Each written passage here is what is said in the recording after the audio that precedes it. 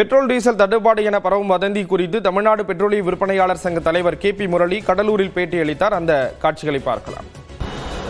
தற்பொழுது பல இடங்களில் குறிப்பாக சென்னையில் பெட்ரோல் டீசல் தட்டுப்பாடு என்ற ஒரு செய்தி எங்கும் பரவிப்பட்டு மற்றும் அனைத்து பெட்ரோல் பம்புகளிலும் நீண்ட கியூ வரிசையில் நின்று பெட்ரோல் வாங்குவதாக தகவல் வந்துள்ளது.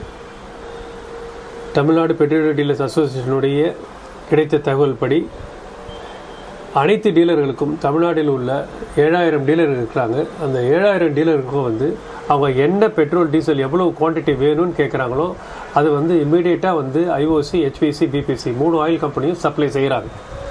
அதில் எந்த விதமான ரெஸ்ட்ரிக்ஷன்ஸ் கிடையாது. அவங்க கொடுக்குற சப்ளையில் எந்த விதமான ரெஸ்ட்ரிக்ஷன்ஸ் கிடையாது. கேட்ட பொருளை கொடுக்குறாங்க. ஒரே கண்டிஷன் என்னென்னா, முன்னெல்லாம் கடனில் அவங்க பொருளை அனுப்புறது ஒரு ஆயில் கம்பெனி ஒரு விதமாக அனுப்பிட்டு இருந்தாங்க.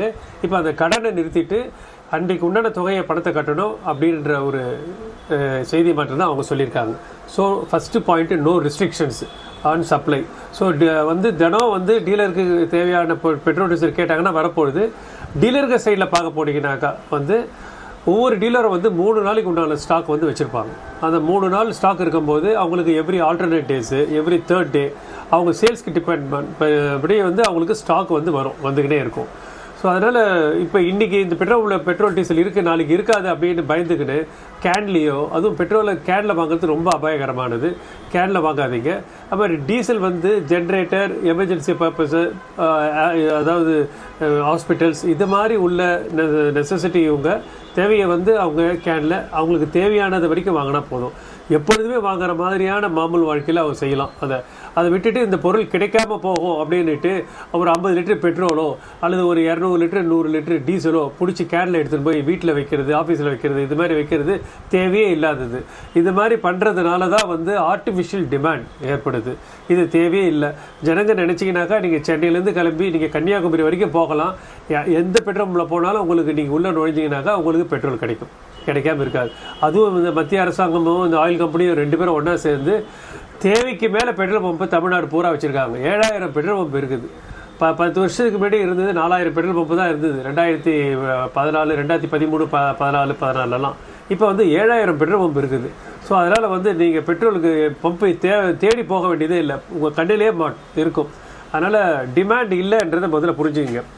எனக்கு இது எங்கேருந்து இந்த இது தோண்டி இருக்குனாக்கா, கமர்ஷியல் சிலிண்டர் ஆயில் கம்பெனி சப்ளைஸை ஸ்டாப் பண்ண சொல்லியிருக்காங்க, டிஸ்ட்ரிபியூட்டரை. அதனால் கமர்ஷியல் சப்ளைஸ் கிடையாது. அப்போ ஹோட்டலுக்கு எல்லாம் கொடுக்கக்கூடிய கமர்ஷியல் சப்ளை நிறுத்தப்பட்டிருக்குது. அதனால் நிறைய ஹோட்டல் பாதிப்பாயிருக்குது. இது பேப்பரில் மீடியாவில் ரொம்ப ஃப்ளாஷ் நியூஸாக இருந்திருக்குது. ஸோ ஜனங்க நம்ம என்ன முன்ஜாக்கிரதையாக என்ன நினச்சிட்டாங்க, ஆஹா எப்போ எல்பிஜிக்கு முதல்ல வந்ததுனாக்கா அடுத்தது பெட்ரோல் டீசலுக்கு வரும், அப்போ பெட்ரோல் டீசலுக்கு வந்தாக்கா நம்ம முன்கூட்டியே நம்ம பொருளை வாங்கி வச்சுக்கலாம் அப்படின்னு தான் அவங்க பெட்ரோல் பம்பை நோக்கி செல்கிறாங்க.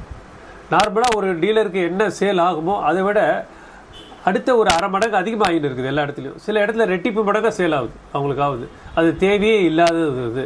இந்த ஆர்டிஃபிஷியல் டிமாண்டை மீடியா நீங்கள் தான் ஜனங்களுக்கு எடுத்து சொல்லி இதை புரிய வைக்கணும். இது ஒரு நெருக்கடியான சூழ்நிலையில் இருக்குது. ஒரு போர் மூட்டு நடந்துட்டு இருக்குது. மற்ற கண்ட்ரிலாம் விலையை உயர்த்திருக்காங்க. நம்ம கண்ட்ரியில் விலையை உயர்த்தலை.